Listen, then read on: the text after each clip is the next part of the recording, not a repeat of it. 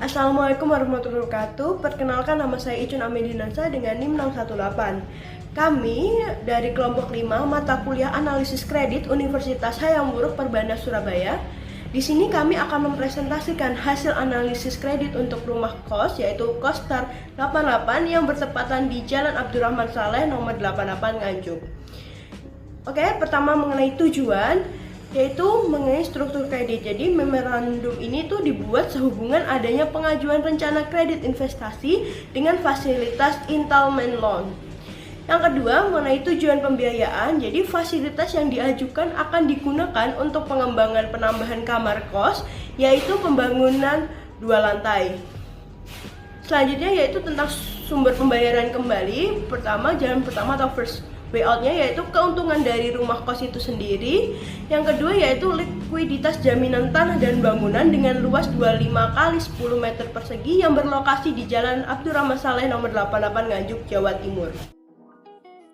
Assalamualaikum warahmatullahi wabarakatuh. Terima kasih atas kesempatannya. Perkenalkan, saya Tasya Febristi Salsabila dengan NIM 2019-10596. Di sini saya akan menjelaskan mengenai latar belakang dari kos-kosan Kostar 88. Latar belakangnya di sini yaitu pemilik dari usaha Kostar 88 ini adalah Ibu Desi Sudarsianti. Usaha ini bergerak di bidang properti berupa kos-kosan.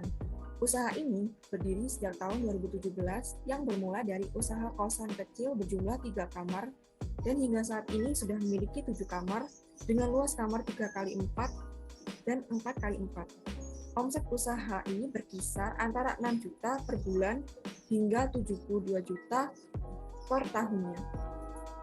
Lokasi Kostar 88 ini terletak di Jalan ABD Rahman Saleh nomor 88 Nganjuk. Tempat usaha berupa kosan yang terletak di belakang rumah. Akses untuk menuju tempat ini sangat strategis. Hal ini karena letak yang berada pada pusat kota dekat RSUD, tempat makanan, apotek, minimarket, dan akses jalan raya. Sehingga untuk jenis usaha kosan ini sangat strategis. Kemudian ada bentuk kepemilikan tempat usaha berupa SHM atau sertifikat hak milik yang dikelola secara pribadi oleh Ibu Desi dengan bantuan admin oleh anaknya. Usaha kosan ini dimiliki secara pribadi oleh Ibu Desi dengan modal tabungan pribadi. Produk yang ditawarkan oleh kamar kosan Kostar 88 ini memiliki 2 tipe fasilitas kamar. Yang pertama ada tipe A dan tipe B dengan luas 3x4 dan 4x4. Full furnished, kamar mandi, dalam dan luar, akses 24 jam, include listrik dan kipas angin. Selanjutnya ada struktur kredit yang diajukan adalah sebagai berikut. Jenis kreditnya berupa rencana kredit investasi, dan fasilitas kredit yang diberikan ini berupa installment loan atau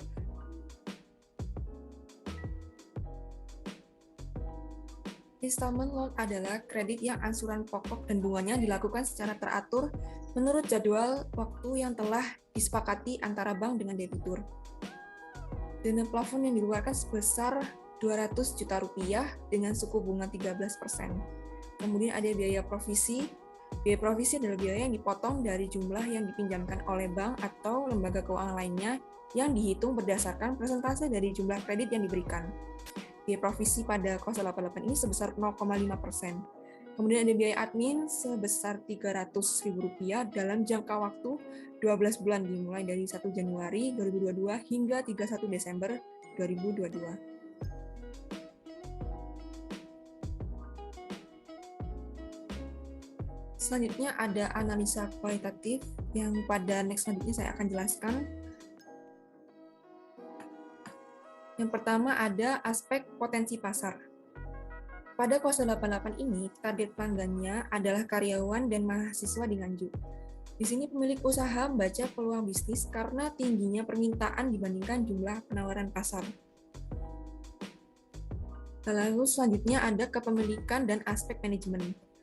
Pada Kostar 88 ini dimiliki oleh calon debitur dan dikelola sepenuhnya oleh Ibu Desi Sudarsianti selaku pemilik dari Kostar 88. dengan dibantu oleh 1 orang bagian administrasi dan 2 orang petugas kebersihan.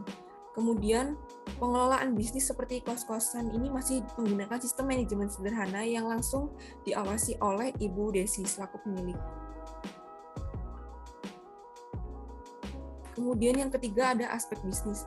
Persaingan bisnis dalam bidang properti jenis kos-kosan ini sudah lumrah dan sudah banyak pesaingnya. Namun Kosta 88 ini sudah lama berkecimpung sejak tahun 2014 dan memiliki pelanggan yang tetap, sehingga dapat bertahan menghadapi pesaing tersebut. Kosta 88 menyediakan harga yang terjangkau dibandingkan pesaing. Kamar kosan yang memiliki 2 tipe kamar dengan luas 3x4 dan 4x4, full furnished, kamar mandi dalam atau luar, akses 24 jam, include listrik dan kipas angin. Selanjutnya ada aspek pemasaran. Di sini aspek pemasarannya ada 4. Yang pertama ada segmentasi dan penargetan, ada produk, harga, dan promosi. Pada segmentasi dan penargetan, sebagian besar pelanggan berasal dari daerah sekitar Nganjuk, Jawa Timur, hingga luar Nganjuk seperti Surabaya, Yogyakarta, hingga turis asing yang berlibur di Nganjuk. Kemudian ada produk. Produk yang ditawarkan di sini adalah fasilitas kamar kos yang bersih, lengkap, fasilitas kamar mandi luar dan dalam, full furnished, dan kipas angin. Kemudian pada harga terdapat 2 tipe kamar. Yang pertama tipe A dan tipe B. Untuk harga tipe A sendiri adalah 500.000 per bulan, sedangkan untuk yang tipe B adalah 650.000 per bulan. Pada promosi Kosta 88 ini mempromosikan produknya melalui sosial media seperti Instagram, Facebook, dan YouTube, serta melalui website yang tertera juga nomor WhatsApp yang bisa dihubungi. Selanjutnya ada aspek 7C. Aspek 7C ini mencakup karakter, capacity, capital, condition of economy, collateral, coverage of insurance, dan constraint. Yang pertama ada karakter. Karakter ini adalah aspek yang melihat bagaimana karakter dan latar belakang calon peminjam atau nasabah yang mengajukan kredit. Sejauh ini, seluruh pihak yang berwenang dari Kosta 88 memiliki sifat kejujuran dan giat dalam memenuhi kewajiban-kewajiban finansialnya, serta menggunakan aset sendiri atau kepemilikan secara pribadi dalam menjalankan usahanya. Sehingga pemilik Kosta 88 ini tidak berada pada daftar blacklist. Kemudian ada capacity. Capacity ini menerangkan tentang kemampuan dalam manajemen maupun keahlian dalam bidang usahanya. Kemampuan Kosta 88 dalam bidang usahanya yang dijalankan oleh Ibu Desi ini tergolong sangat baik. Karena dalam menjalankan usahanya, pemilik menggunakan modal sendiri walaupun membutuhkan hutang dalam mengelola usaha properti ini. Pemilik tidak pernah memiliki riwayat kredit macet, bertanggung jawab atas kewajibannya, dan dapat dikatakan memiliki kesungguhan yang besar dalam menjalankan usahanya. Lalu yang ketiga ada capital. Capital ini berupa omset per bulan atau pendapatan yang dihasilkan dari Kosta 88 ini. Nah, usaha ini memiliki omset sekitar 4 juta hingga 6 juta per bulan. Sehingga apabila ditotal, lebih dalam 1 tahun menghasilkan 48 juta hingga 72 juta per tahunnya. Kemudian aspek yang keempat yaitu condition of economy. Condition of economy ini melihat kondisi ekonomi secara umum serta kondisi pada sektor usaha si peminta kredit dengan cara melihat keadaan ekonomi yang akan mempengaruhi perkembangan usaha calon peminjam. Pemilik Kosta 88 merasa bahwa seiring meningkatnya permintaan dan omset penjualan yang didapatkan, maka Kosta ingin mengembangkan usahanya lagi.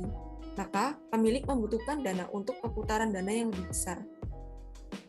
Sehingga pemilik tertarik untuk melakukan pengajuan kredit investasi yang dibutuhkan untuk menambahkan kamar dan merenovasi kamar. Rencana kredit investasi yang diajukan sebesar 200 juta untuk menambah sekitar 5-7 kamar lagi. Kemudian ada collateral. Collateral ini berarti jaminan. Ini menunjukkan besarnya aset yang dikaitkan dengan jaminan. Nah, hal ini dapat dilakukan dengan cara meneliti tentang kepemilikan jaminan, mengukur stabilitas pada nilainya, memperhatikan kemampuan untuk dijadikan uang dalam waktu yang relatif singkat tanpa terlalu mengurangi nilainya. Untuk jaminan atau agunan yang digunakan adalah tanah kepemilikan. Dihitung bahwa nilai agunan berupa 200 meter persegi luas lahan usaha yang terletak di Jalan AR Saleh nomor 88 Nganjuk dengan harga tanah per meter yaitu sekitar 3.100.000 dikali 200 meter, sehingga didapatkan hasil 620 juta. Selanjutnya ada coverage of insurance. Coverage of insurance ini berarti Kosta 88 memberikan jaminan berupa kontrakan seluas 5 kali 4 meter persegi di Jalan Gubernur Suryo, Kauman, Kota Nganjuk, dengan dilengkapi beserta surat dan kelengkapan dokumen kontrakan jika kredit yang diajukan mengalami risiko kemacetan. Selanjutnya yang terakhir ada constraint. Constraint adalah batasan dan hambatan yang tidak memungkinkan suatu bisnis untuk dilaksanakan pada tempat tertentu. Kosta 88 ini memiliki keterbatasan karena merupakan usaha properti yang masih memerlukan pengembangan, penambahan kamar terlebih dahulu, baru dapat mengembangkan usahanya pada daerah lain. Baik, itu saja materi yang bisa saya sampaikan. Materi selanjutnya akan dilanjutkan oleh rekan saya. Terima kasih.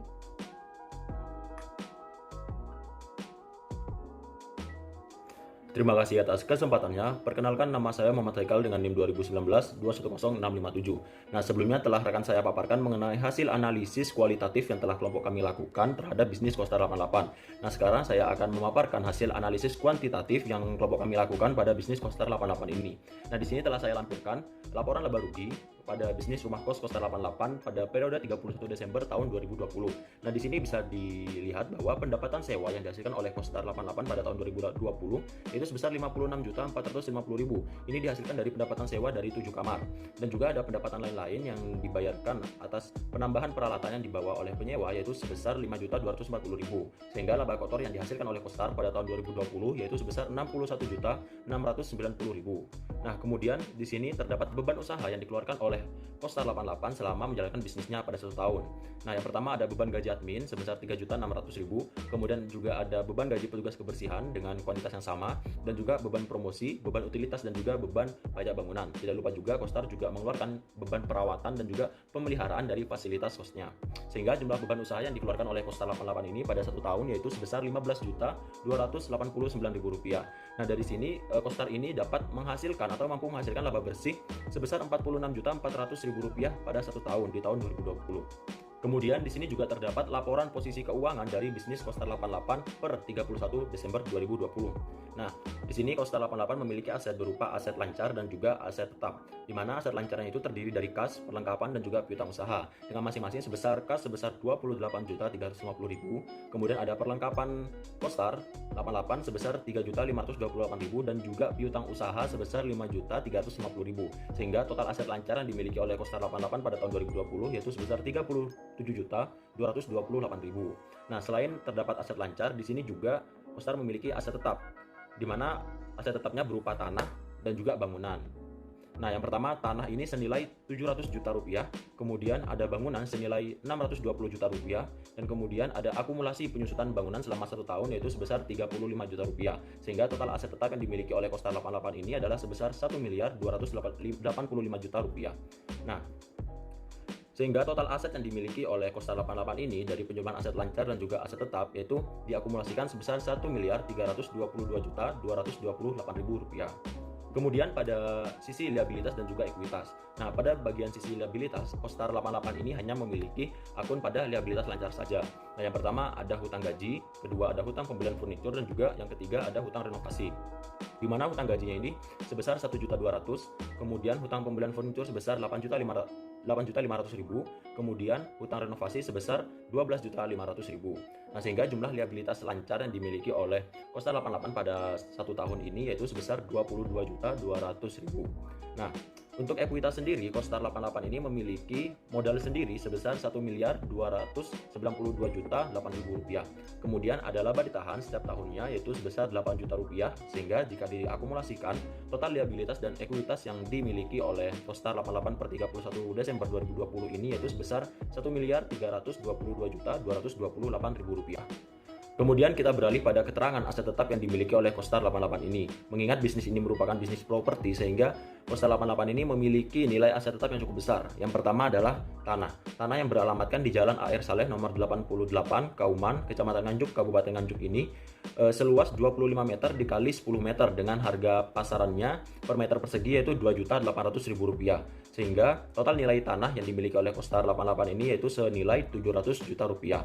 Kemudian ada bangunan di alamat yang sama seluas 20 meter dikali 10 meter dengan harga pasaran per meter perseginya yaitu Rp3.100.000. Sehingga nilai bangunan dari Kostar 88 ini senilai 620 juta rupiah. Nah, selanjutnya kelompok kami juga melakukan analisis rasio keuangan pada bisnis Kostar 88 ini.